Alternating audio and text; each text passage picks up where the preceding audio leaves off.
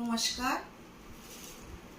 আগামী 30শে জুন শনি বক্রি হবে। শনি বক্রি থাকবে 139 দিন। 15ই নভেম্বর শনি বক্রি ত্যাগ করবে। শনি বক্রি অবস্থায় এই 5টি রাশি ক্ষতিগ্রস্ত হবে। মেষ রাশি, কুম্ভ রাশি, মকর রাশি, কন্যা রাশি, ধনু রাশি। এই 5টি রাশি ক্ষতিগ্রস্ত হবে। ব্যবসা, সম্মান, শিক্ষা,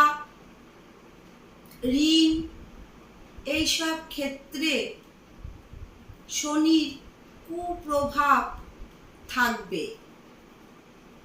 তাই এই 5টি রাশিকে খুব সাবধানে থাকতে হবে। আজ এইটুকুই। নমস্কার। ভালো থাকবেন, সুস্থ থাকবেন। জয় শিব শম্ভু।